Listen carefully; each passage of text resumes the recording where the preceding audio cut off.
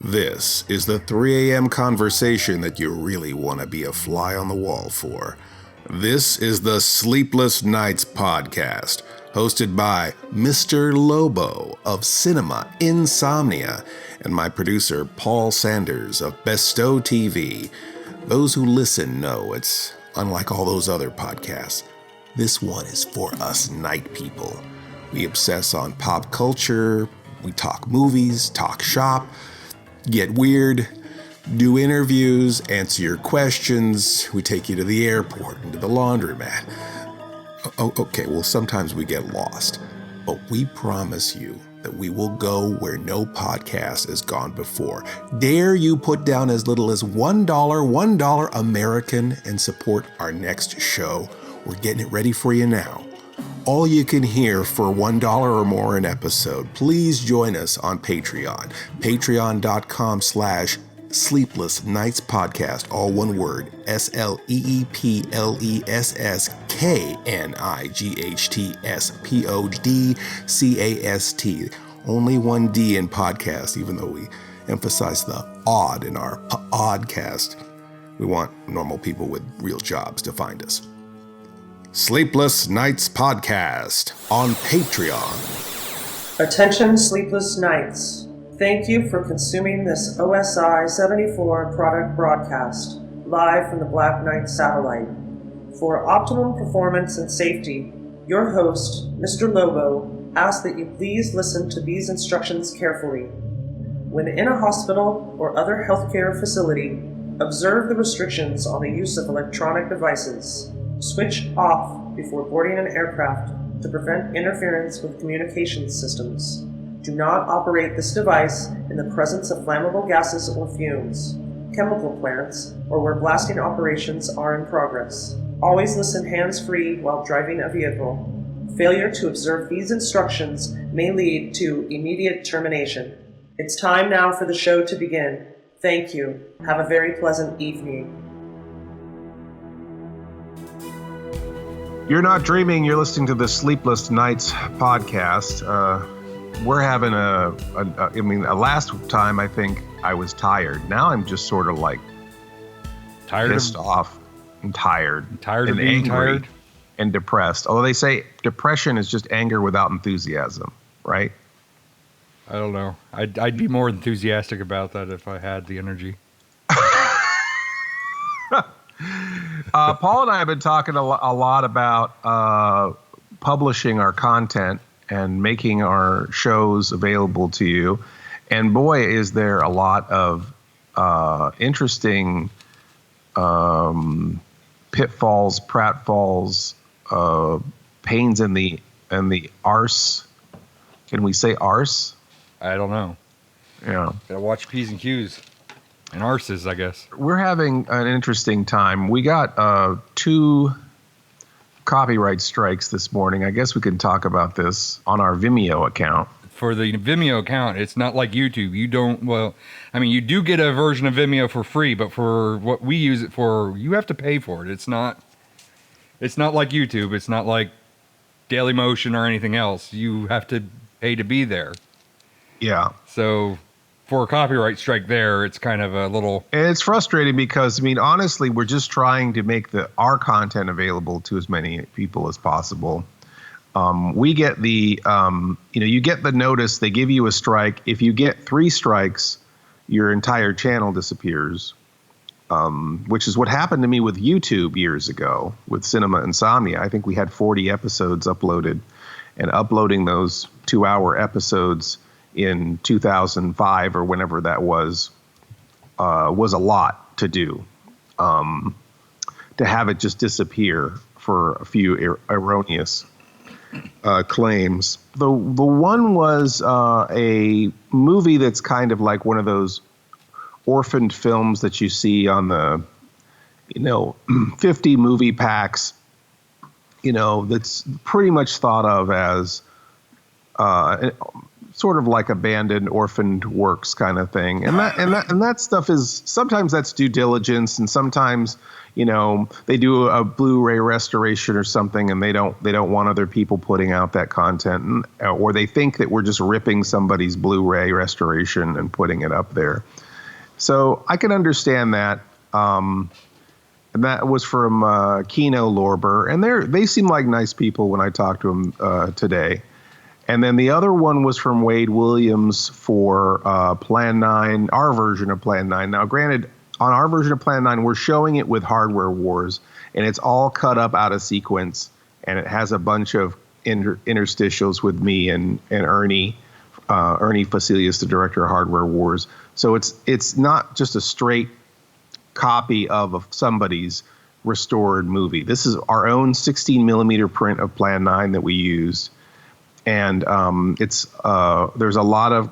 presented as part of commentary and satire and part of our show, you know. But also Plan 9 is one of those movies where it's thought to be public domain. And there's some varying opinions on that. In the 1980s, Wade Williams renewed the copyright from Plan 9 from Outer Space, even though he didn't direct the film or make the film, but he befriended the widow of Ed Wood.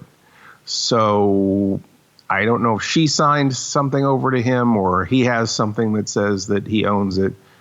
But it's one of those things that for a long time, it was just accepted that Wade Williams owned Plan 9 from Outer Space. And then that was kind of it was solidified or validated when the Ed Wood Tim Burton film came out. And I think Disney or Touchstone gives the credit of the rights to Plan 9 from Outer Space to Wade Williams. But that being said, the movie has been released on a million free cheapy labels, and they put out a color version of Plan 9 that Wade Williams had nothing to do with. And there have been plays and the remake that I was in. And so any sort of repurposed version, I believe, it becomes out of the jurisdiction of what Wade Williams trademarked. But all that is not super important to the story, other than it is somewhat disputable, and we're not using Wade's print for our version. So what I had to do is, okay, now we woke up this morning, we've got 2 strikes. If we get one more strike, our entire Vimeo account disappears. And I think there's maybe over 800 videos on there, if I'm not mistaken. So that's a lot of work to just, and Aaron is here with milkshakes. Hi, Aaron. This is how we deal with our pain. Where's here. my milkshake? Well, you're gonna have to come get it, Paul. But I'm lost in space. I know. We'll freeze it. We'll freeze it for you. Can you mail it to me? They might be some kind. We'll put it out we'll launch it up to you. We'll put it in a satellite and launch it up there. You'll send it up through SpaceX. SpaceX will take care of you. Yes. Elon Musk will get your shake to you. I'll be upset if the shake tastes musky. Oh no. Nobody wants a musky shake. No. Okay. Wow.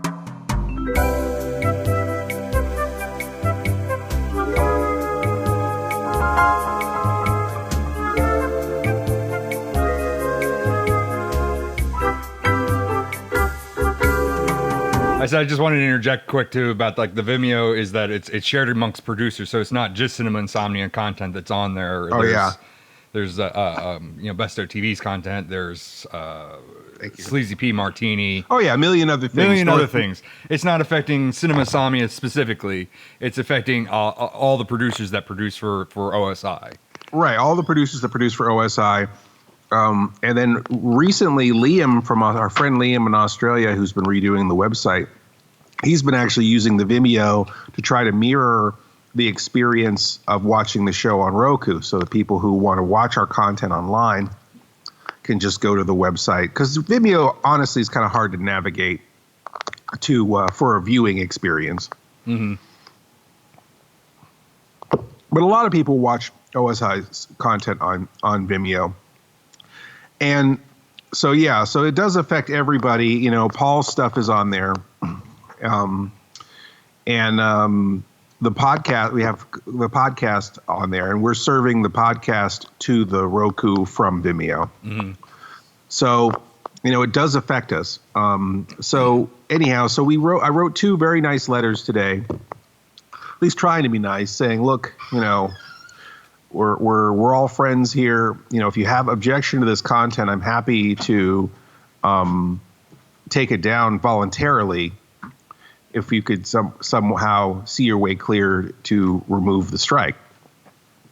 You know, we won't re-upload it. You know, we'll just forget about it. And you know, because obviously we don't want to lose our whole channel over this. And you know, if we infringed upon you, it was unintentional, and we're sorry. So that's the gist of that. In both cases, it's someone who's reaching out to us on behalf of someone else, so they can't make the decision ultimately. So we kind of have to. I have a lot more work to do tomorrow to actually call the actual entities in question and try to see if someone will be kind enough to just release the strike on those 2 videos.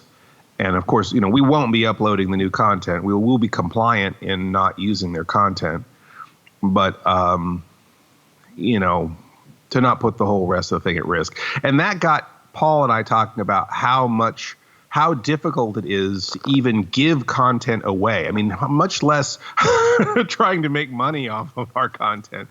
We're just trying to make it free and available for people to see.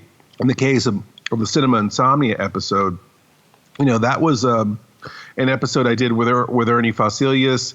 He lives in California now. I live in Pennsylvania. You know, we have his film Hardware Wars that we did get direct permission to use as part of that episode. There's 40 minutes or more, 45 minutes of content on there that's not Plan 9 from Outer Space that is going to not be watchable by anyone because of this strike. But the worst thing is that we could potentially just lose our entire Vimeo channel. And we're not charging for this episode for people to watch. You know, I'm not sure what kind of damages there are. We were also talking about how Amazon, we have I have 4 episodes of Cinema Insomnia up on Amazon. I also have 19 episodes up on Amazon UK. It's for whatever reason, they're approved a lot faster in the UK than they are for the United States. That's a whole nother story. We've got that content up there and, you know, 4 episodes plus 19 episodes. And we're only making, you know, like $20 a month. I think they pay like $1 per hour viewed, or excuse me, not $1, a penny. I wish it were $1. God, $1, a penny per hour viewed on Amazon. And so, you know, it's another situation to where even if we had 95 episodes up there, we probably wouldn't, you know, we probably would only make at maximum a couple $100 a month, I would think. And so it is a frustration. We're going to talk about it more when we come back. This is a kind of a spontaneous podcast where we were having a hot discussion and we thought, why don't we just turn the microphones on? And that's what we did, and we'll be back. It is safe to state that the grandchildren of some of the people in this dinner will not be born on Earth. They come from the bowels of hell, a transformed race of walking dead, zombies guided by a master plan for complete domination of the Earth. Plan 9 from outer space. Starring the most nightmarish cast ever, Bela Lugosi, the seductive Vampira, and Tor Johnson as the Walking Dead. Turn off your electro gun! No! No! Stop him, Dennis! I can't get it, it's jammed! Stop him, you fool! Bullets bounce off their bodies. Rockets, missiles, jets cannot stop their death ships. What earthly power can stop this terror? For a glimpse of things to come, See this blast of screen suspense, for it could be happening right now.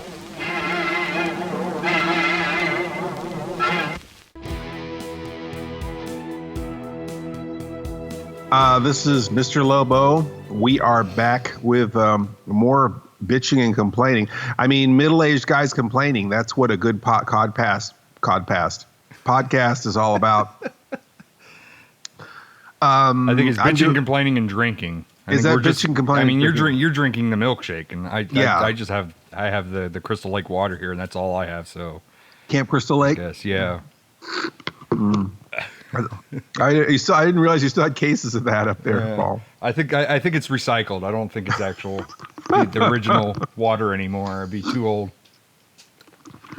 So ultimately, for us to have our series on Amazon Prime is making us a very nominal amount of money per episode that's up there.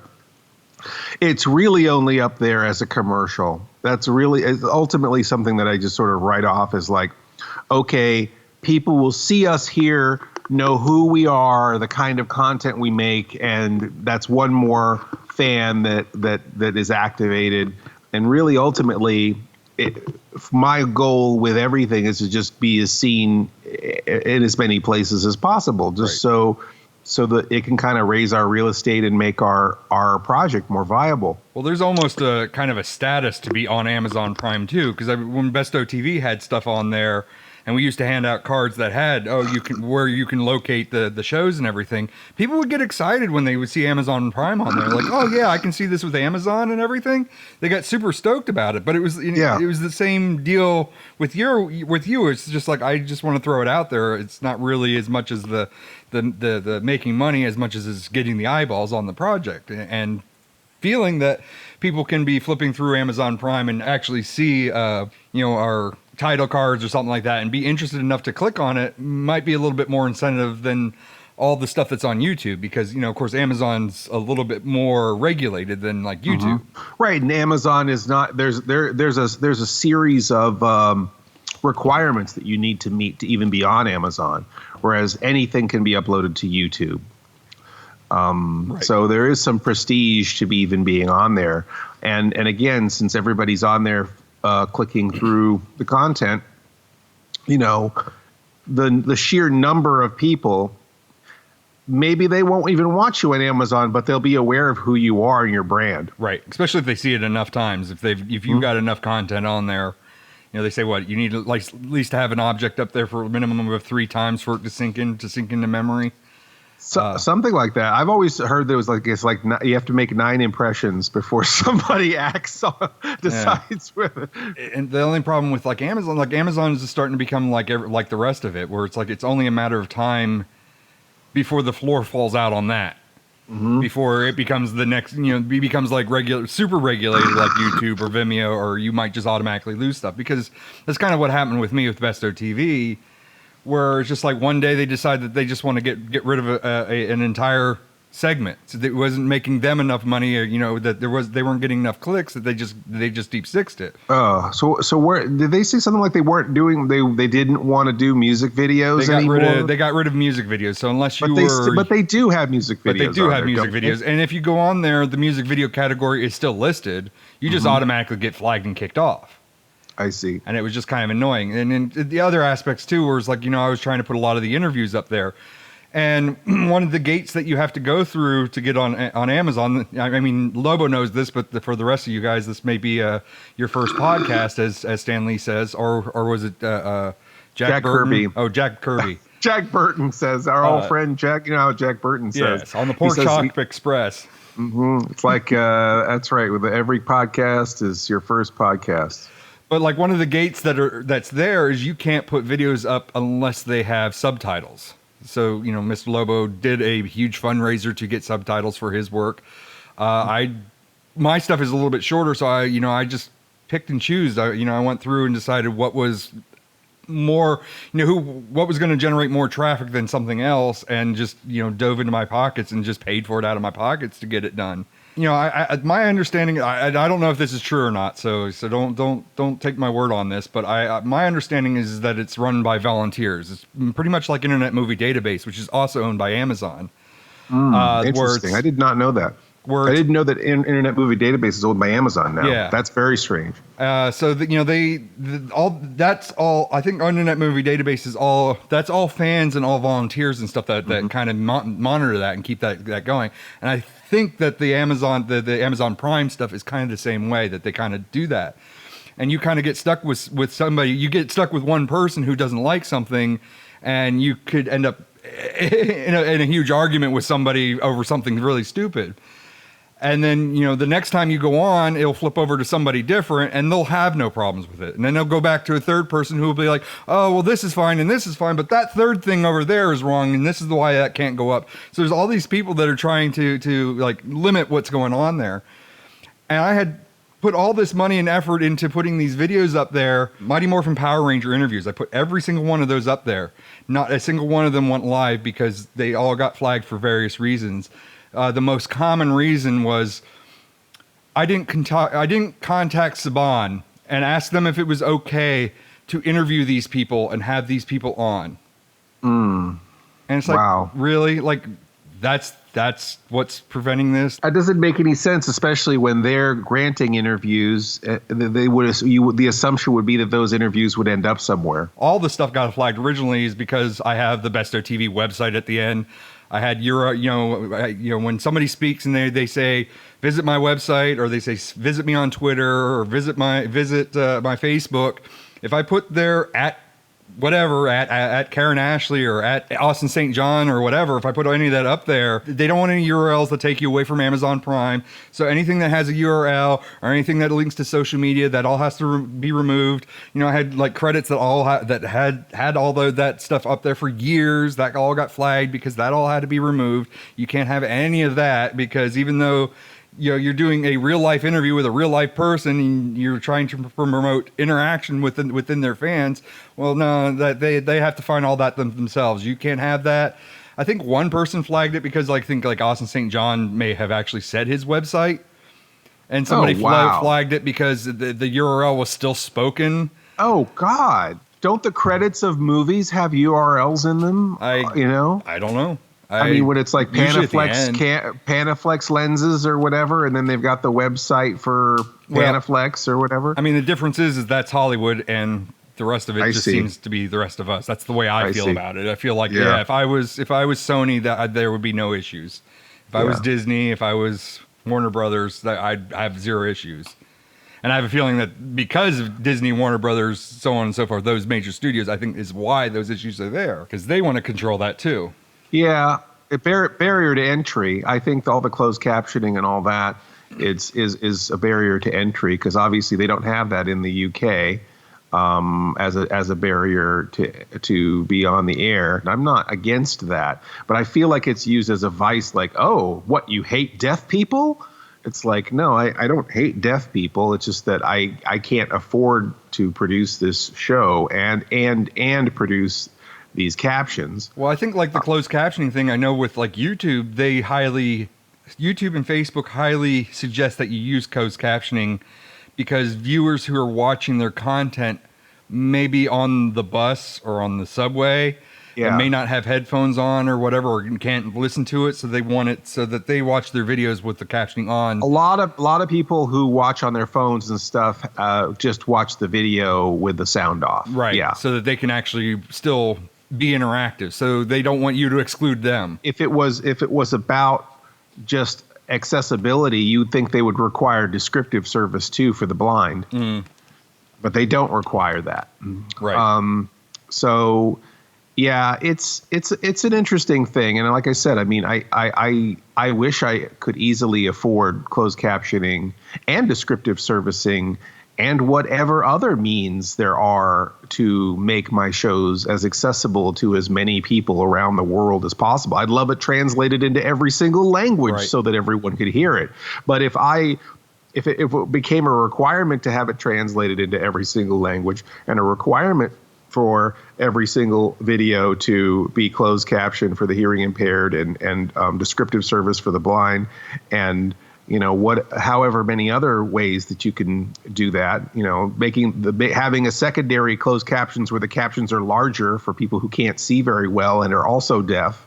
I mean, how far can you take that? It's like, yes, all of those things are wonderful, but then that completely eliminates a lot of lower end producers from their content ever being seen by anyone. Right. And another thing is that you were saying about like translations and everything. Another video that I had put up was this woman had come, she was known, it's Romy Park. So she's known for doing like voiceovers for Full Metal Alchemist and a lot of the anime stuff that comes over here to America. So she's the original voice actress. And then when it comes over to America, of course, we redub it with English actors. But the content was specifically for American otaku, people who are in America who enjoy that kind of stuff. And I had put that up there, and I had taken the time to she's speaking in her native language, which is not English. And what I had done is I had her up the whole time, and then I would edit out the translator. But then what I would do is then I would just write down the translator's words, and when she spoke, I would just put the translator's words underneath her. So she's speaking, and the English subtext is underneath it. Yeah, which her audience would definitely appreciate. Right. I mean, we're talking about like there's like a divide with the anime fans where they prefer hearing it in the original voice with the subtitles underneath it versus the American translation because there's stuff lost. Right, subs versus dubs, all that which is a whole nother podcast. Yes. But yes. So the first time it got flagged was it couldn't be played in Japan because the subtitles weren't in Japanese. Oh, wow. So I'm like, all right, well, then don't play it in Japan. That's fine. I'll just pull the plug on that.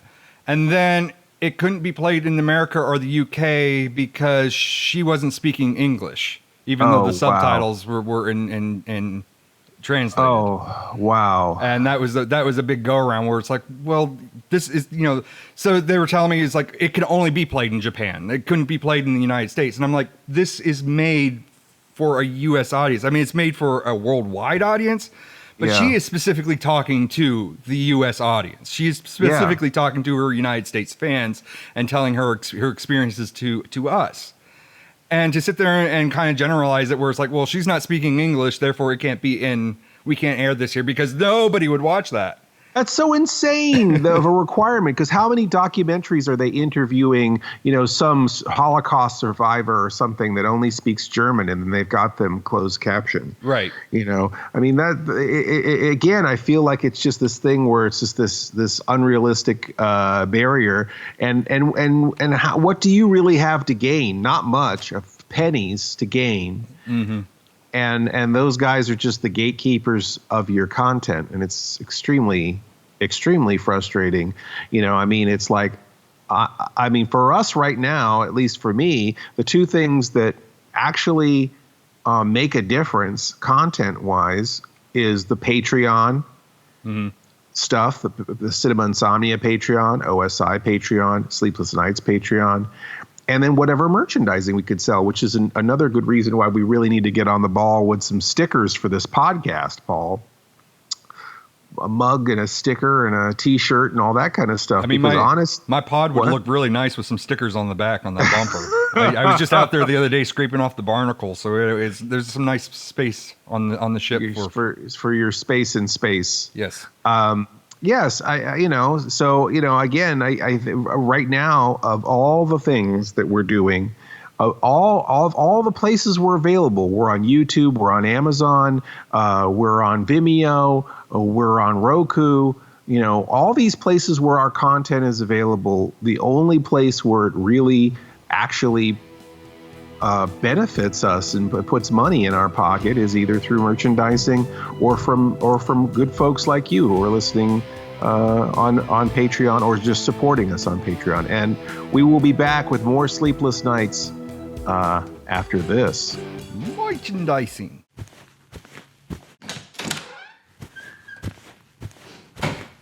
Hey, Mr. Lobo.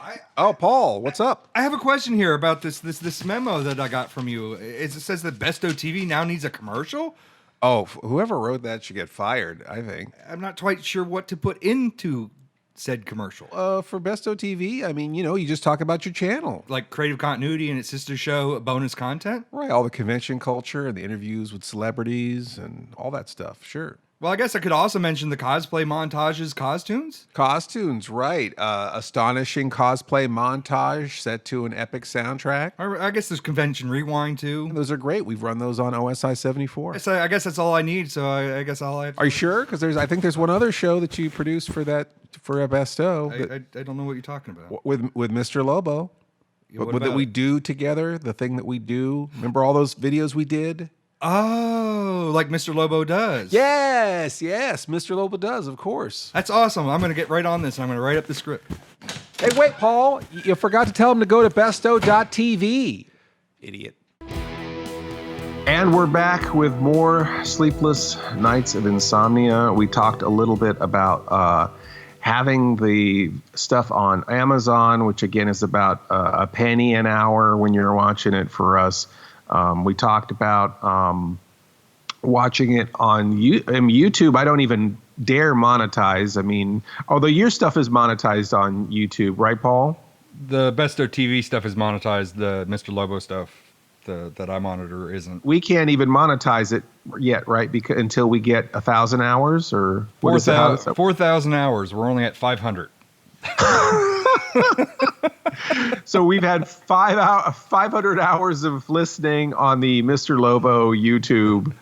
We have 1,000 subscribers, and we won't be able to monetize until we reach 4,000. 4,000 hours within 12 months with a 12-month sphere. Within a 12-month sphere. So that's Wow. always rolling. So that's Wow. always rolling over. So That's beautiful. And you have a channel. You are monetizing on YouTube. And you're making big money, right? I mean, what are you making? Like $50 a month? I wish. You wish. Take that and divide that over 12 months. So you want $50 a year? A little bit more, double that. Okay, so $100 a year. So across how many videos do you have on there? I think the last time I looked, there was like something like 300 to 400 videos. Okay, 300 to 400 videos. I mean, you keep in mind that some of those videos, I had to make changes, so some of those videos are private. They're not for public consumption anymore and stuff like that. Yeah. So let's say it's almost 5 years worth of content. Yeah. All right. Well, let's be conservative and say you've got what 300 videos. Yeah, we'll go with that. Okay, and you make $100 a year from YouTube, right? So that is what, a third of $1 per video per year. So 33 cents a year per every video you have. Something like that would be the average. Something like that. I don't know. So your work is worth 33 cents a year. Yeah. Spend $400 producing a video, and then you make 33 cents a year. Yep. Yeah. Yep. That's what I went to college for. Yay, Art Institute of Philadelphia, which is no longer in existence. Which brings to question of whether or not my diploma is in existence. So they robbed you also. Yes. Well, they were trying to teach you something by robbing you. Yes. Because they were trying to get you ready for the world by stealing money out of your pocket. Make my raw. No. Speaking of made our raw, well, yeah. So we're a little raw today. We got a lot of tender flesh on us today. We just said before the break that our big thing is merchandising, and then our other hope is to just try to find new platforms where the shows can be viewed and enjoyed without being restricted. I mean, even with doing the watch parties every Saturday night, we've been having a lot of problems with it not allowing us to have too many people, or certain people can't see it, or we could only invite 50 people. I've actually been banned right now from inviting any more people to the Mr. Lobo Cinema Insomnia fans group. I don't know why. it suggests like a handful of people daily that on my friends list that might be interested in joining the group. I think that there's a limit on how many people you can invite, and then that's it. Because I invite people like BESTOW TV and everything, and I think I'm at my limit. I think it's like you can only invite like maybe a total of 1,000, and that's it. And if they don't accept, I think that counts against you and everything else. So I think in like BESTOW TV's case, I have to go down and uncheck. You know, if there's people that I've invited and they're just been there for years, you just remove them, and I think it frees up some space that you can reinvite it. But I don't understand why there's a limit to begin with. Yeah, I mean, especially if they're people from your friends list, because honestly, anyone who was a friend of Mr. Lobo on Facebook is probably a fan of the show and would be interested in joining my group. Mm-hmm. So, you think you could just wholesale invite anybody on your friends list, everyone on your friends list to join your group. Mm-hmm. But anyhow, that being said, I'm not able to invite any more people to the group, and we're really close to our goal of having 3,000 fans in the Mr. Lobo Mr. Lobo's Cinema Insomnia fans. That sounds like something I should put an echo on. Can you say that again, more dramatic? All right. Mr. Lobo's Cinema Insomnia fans group. Good. Okay. Is that good? Yeah. Right. Is that more dramatic? Gal, get on that. Copy that. This is a situation where it's like we're limited to the amount of people we can invite to a video that we're streaming. People get kicked out of it all the time. People can't see it, or it's just this weird thing of like, maybe we have 50 to 70 people watching in the watch party on a Saturday night. And Aaron and I, we do new content for the cut-ins for the Saturday night watch party. We're showing 2 Cinema Insomnia episodes back to back. And every week people are like, when's the watch party starting? Or how do I find it? And it's like, it's pinned to the top of the, to the group, and they still can't see it sometimes. So it's very, very weird, the whole situation of it. And you wonder how limiting it is. I'm not that, I mean, and my it's shared philosophy, to your pages, it's shared to my pages, and everybody else that's come in there. So, I feel like 50 to 70 people watching all at once on Facebook is worthwhile. I'm not trying to complain about that because, to be honest, I know that like a lot of my other horror hosts, friends, some of them who've been kicked off of the channel, which we won't speak of. That's a whole nother story. But a lot of horror host fans are like, I don't want to do these things because there's hardly anybody in there. My philosophy is that this is an opportunity to make myself available to my fans. This is not a alternative or a replacement for broadcasting. It is not an alternative or a replacement for distributing my show. It is just like for me sitting in a watch party for 6 hours on Saturday night is tantamount or the same as sitting behind a convention table at a convention and just being there and being available for my fans. So in this time of chronic diarrhea, I have been looking at the watch parties as not a supplement of how to watch the show, but a supplement of how to connect to the fans in the absence of events and conventions. In real time.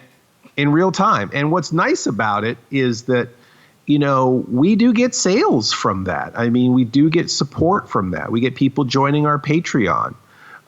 Did we get any new patrons since the podcast aired as part of the watch party? Since the podcast aired, we only got one new subscriber, one new Patreon. But we had like two right prior before, like the day before it aired. But I feel like even if that got us one new patron, it was worth jamming in there before the watch party started. Right. I think that it's definitely helped us to have that connection to the fans and to try to be as open and available as possible. Because I do feel like people feel like they're shut out and shut in, and anything that can kind of help people feel more connected is going to be valued right now. So I'm trying to make myself more available. I'm glad we're doing these podcasts again. I think that it's definitely something that people get a lot out of. And then, to be honest, I get a lot out of it. I think I need to have something like this to do every week, or I would probably go crazy. Right. And this is a different type of content, and this is almost less restrictive. Because I had said before recording, where it's like, we produced a commercial for the podcast where it's like, where do we send traffic? Where do we send everybody to find this? And there's bajillion different outlets. Since we started this in 2017, we're on like so many different outlets that that we kind of did it with tongue in cheek, where it's like, oh, here's all the places that you can find us in.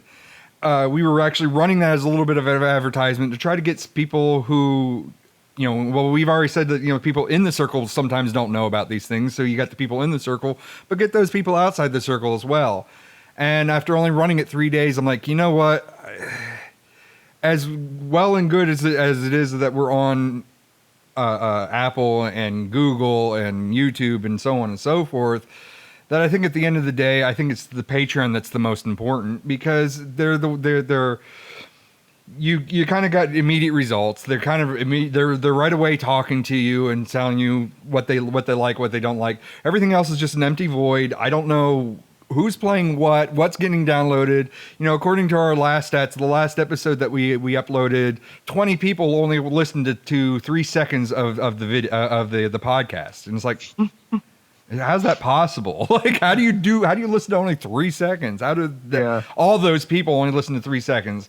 And I just feel like the data is all like kind of screwed up, because how do they, if they download it to their device, how are any of these things monitoring if they're listening? And it's just like, I'd rather just do the Patreon. You don't really have to deal with the hurdles too much of like the copyright. It's like, we still want to police ourselves and kind of not go too crazy and give you, a bunch of stuff that's not ours. Due diligence, try our best, of course. But we still have to communicate, right? If we're making a joke about Groundhog's Day, and I want to put in a clip about Groundhog's Day that supports that joke, I don't want to have to jump through 50 damn hoops just for that, just to get that joke out there. Yeah. Because it just kills the day of editing, where it's like I gotta sit there and edit something, encode a sample of that, upload it to YouTube to check if it gets flagged, because YouTube's the only one that tells me if it's going to get flagged or not. If I put it on iTunes or Google, well, the whole episode just disappears, and nobody ever tells you anything. They don't send you an email or anything. It just disappears. And it's just like, I kind of don't want to deal with that hassle. Like, it's just like there's just so many gatekeepers that it's just I'd rather just directly serve the people that want this than have to splash everything. We have these services that we're making commercials for and stuff, and then we're only making like $1, a penny, a penny, so at least this is like, it's a more substantial payout. Not that we're trying to be mercenary here, because if this is the joke I always say, it's like, if it was only just about making money, we'd be doing something a lot smarter than this. Right.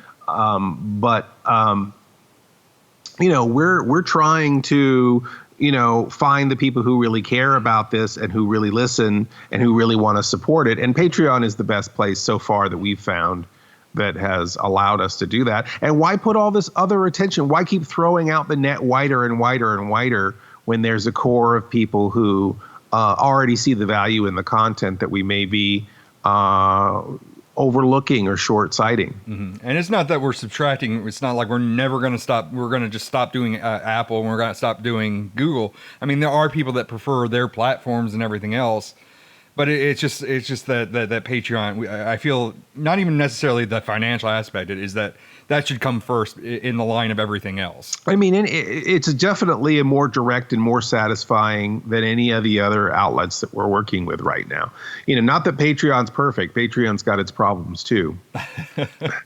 I remember that first and second month of Patreon trying to figure it out on our end, and it's like, what am I looking at here? What is this? I don't understand this data. Yeah, and I know I owe some people some rewards and stuff on some of the other Patreon things, and I need to. And every once in a while, I put that, and I'll put that out to you now. If I owe you a sticker or something, please contact me and let me know, because a lot of times it's very confusing for me to figure out who I need to send rewards to and who I don't. Do that. Get on that. I will. I'm mailing stickers tonight. Right now. So email me. Give me your address. I'll get your sticker out to you. I'm at 1 space road space 194 sector Z. Okay, got it. I'm writing it down now. Yep. Mm-hmm. There's no apartment or box number that goes with that. I think it's just pod number 4. Okay. All right. With 2 Ds. But it is frustrating because, it's very hard to keep track of all the people you got to mail things to, all the people you have to communicate with, all of the managing of platforms and social media. And really, there's just not enough energy being put in writing shows, producing shows, creating content. I mean, I feel like most of my work is all this stuff. We had the whole podcast about this already, but most of the work is licking stamps and checking emails and not doing the thing that I do best, whatever that is. So, Paul, where are we at time-wise? We're about 3 minutes over. I'm waiting for you to wrap. That's why I've been silent on my end. As I'm like, he must be getting close to the end, because if I...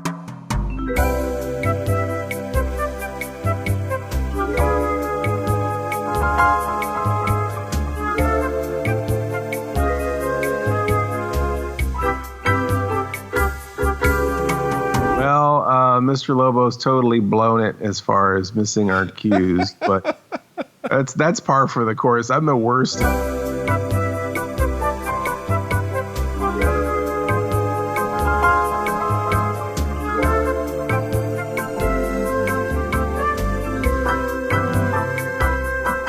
I don't know why, because I feel like I could. Aaron's cues I was picking up okay.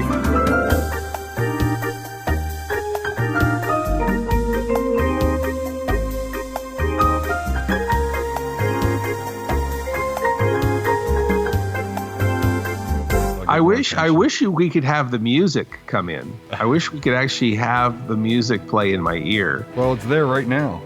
Dun dun dun dun. I hear it now. Okay. You just have to imagine it. We'll be back with more of this bullshit.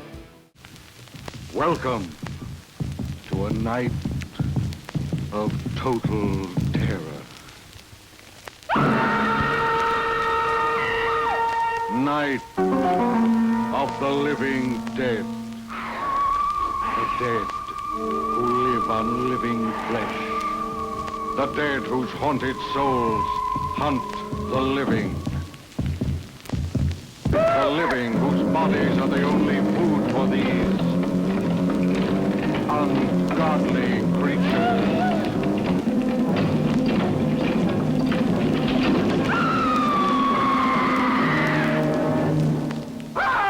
Night of the living dead. More thrilling than your strangest nightmare.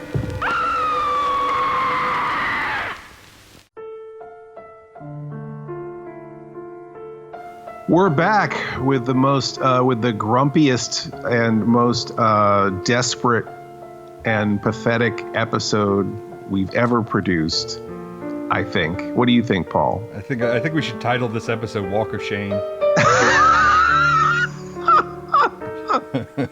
Hang your head, podcaster. I don't want to make people sad. I just want to make people happy.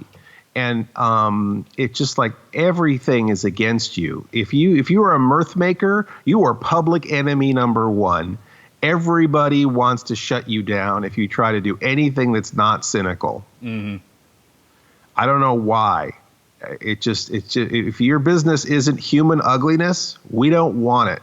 Mm. But I just feel like it's a fight every day. It's a fight every day just to keep the content up there and chugging. I have some of my stuff is behind a paywall, and I have DVDs and stuff. But honestly, I feel like my stuff isn't that well known enough to put behind a high paywall. Right. I'm still trying to build up my name and my, get the material out there and try to build that audience. And how long have you been building this? I know the magic number. I don't know if you want to share it. Well, I've been doing this show for 19 years. Yep, there it is. But I do feel like, there's definitely been highs and lows in that time period, but I definitely feel like there's reaping and sowing. I don't at this point have a national network like Svengoolie or a huge streaming channel like Shudder behind what I'm doing. So, right now it's like I'm just trying to get our content out to as many people as possible to circulate those tapes. Circulate the tapes. And it worked for Mystery Science Theater because honestly, I mean, that was a pretty low level show, and it got their reputation got so large from the fandom. I mean, if you're down in the trenches with the fans and you're good to the fans and you support that fandom can really take care of you.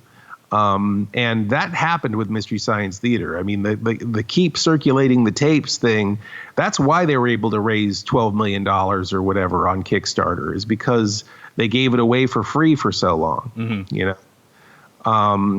now, of course, I think they don't want you circulating those tapes anymore. They'll shut you down right away. They're gonna hate you with a cease and desist. Yeah, you get your check mark, you get your copyright strike. Copyright strike. Well, Metallica did that too. That's how Metallica got it. They circulated their cassette tapes, and that's how they kind of made their origins. Their name, right? Yeah. I mean, famously, the Grateful Dead just allowed people to record their concerts, and that I don't think that hurt them. I think that made their legend grow. Made their legend grow. Mm-hmm. I mean, Night of the Living Dead, which is famously public domain. I mean, that was something that just was out in the ether and was played on every late night TV channel for Halloween, and put out on 1 million DVDs. And that thing is folklore now. It's legendary. I mean, everyone's seen Night of the Living Dead, and there's a huge amount of the real estate of that name, Night of the Living Dead, is huge. And that was not a big movie. That was a small movie that went huge because of the fan support and the fan reaction to it. And now you can't even give it away. No. What is this world coming to? Well, you could give it away as long as it's the original one and none of the remakes, right? I guess that, yes. Where do we go from here, Paul? What's for the future? What do we do? Just what is the phrase? Just make more stuff. Yeah, more stuff. I think that was a phrase that was coined a couple of years ago. I think isn't that the OSI model? It's just more stuff. More stuff. Yeah. Then we kicked that guy off the channel. Oh boy.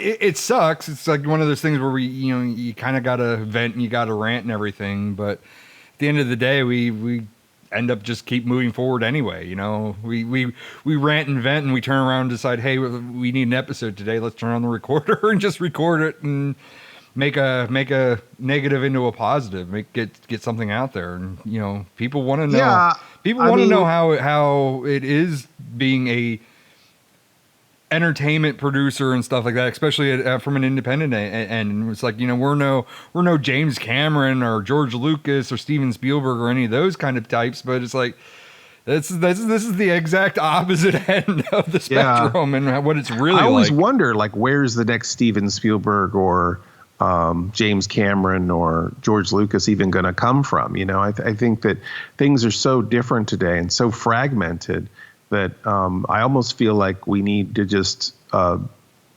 start completely over and have a totally different means of distributing content. But we did turn a negative into a positive. We did turn it around. We had a lot of lemons and we made lemonade. I always love that phrase people say, when life gives you lemons, make lemonade. But my complaint was always, yes, but that's assuming that life is also giving you sugar and water. Right. Yeah. Right. We've got plenty of lemons. But we also get a lot of give 'em sugar. away. We get a lot of sugar and we get a lot of water, especially from the fans. I don't think we could do this today without fan support. And it doesn't matter anyway if the fans can't get behind it. I mean, we're doing it for an audience, so we are doing it for you. So I am glad that the audience, that we do have an audience that will support this. But it is interesting because it is extremely hard to grow an audience in this climate. Especially with lemons and no water and no soil. No soil. I don't know how you grow. How do you grow? We an got audience? lots of fertilizer though. Full of fertilizer, up to our eyes in fertilizer. Yeah. A lot of chronic diarrhea. Tons of it. We got to keep going. We got to keep doing what we do because, at the end of the day, we love it. We want to keep doing it.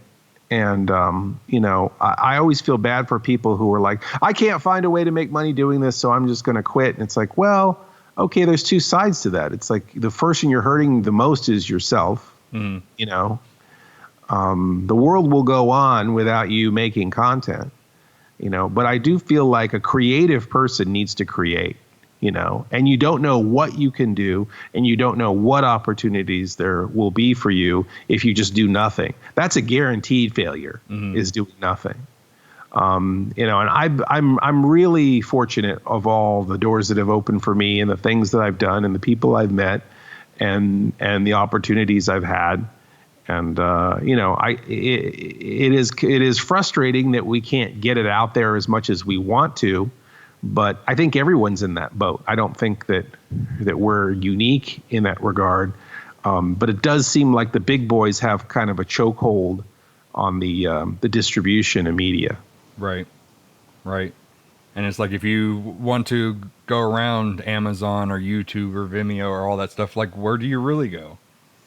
I guess the next step is that we do downloads from our website or something like that. But then, at least with YouTube and Amazon and Vimeo, people trip over that stuff. People have to be initiated to want to go hit a download or go to your website if you're not as well cycled as that. That's the thing.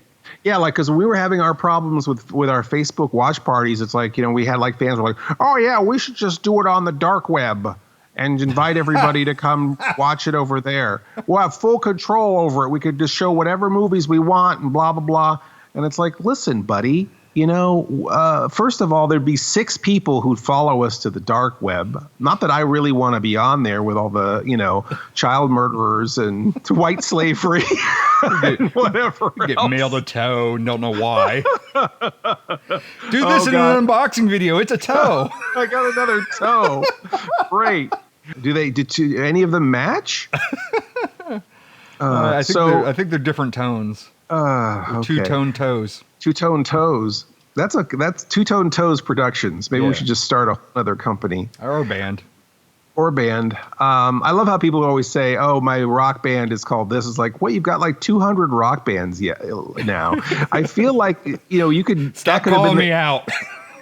You could have a name of an album. It could be track through, what the names of the different songs, or you don't have to save them. You don't have to change your name for your rock band so many times. Anyway, where were we talking about, Paul? I'm totally lost.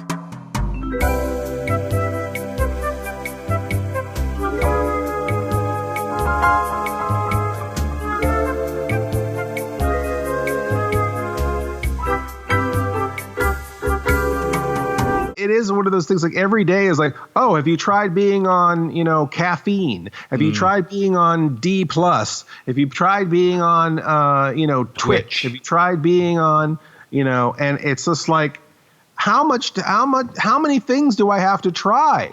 And it gets to be a headache to run all that shit too. I mean, it's just like, I'm only one man. I'm 50 years old. It's like, I don't have the mental bandwidth.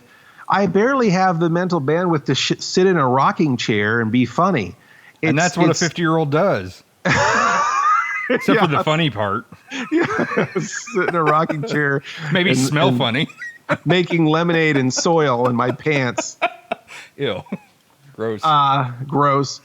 Yeah, that's what I'm supposed to be doing, and maybe I'm not as sharp as I used to be, but I don't know if we just need to activate some of our fans to be interns or something, which also never seems to work. Every time we try to, I'm just bad at delegating, obviously, but whenever I try to give something to an intern, it doesn't ever seem to pan out. You've tuned in to the Midlife Crisis podcast. The Midlife Crisis podcast. Next week we talk about buying a sports car.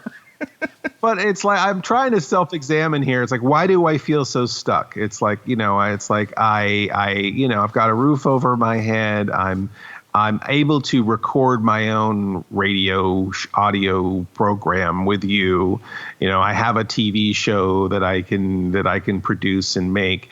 So, I'm not that repressed. I mean, I'm doing better than someone who is, doesn't know where their next meal is coming from, or lives in a shoebox, in a dark alley or something, a refrigerator box maybe. Shoebox might be too small. That sounds like a good note to go out on. Because you haven't been watching my cues again. Oh, this is why I can't get anywhere. It's because I don't know how to follow any cues. Where's that intern? Damn it, they're fired. The intern could just tap me on the shoulder. Time for your pudding, Mr. Lobo. That's right. I'm still making lemonade. Tapioca. Oh. Anyway, we hope you're having a better day than the day we're having over here today.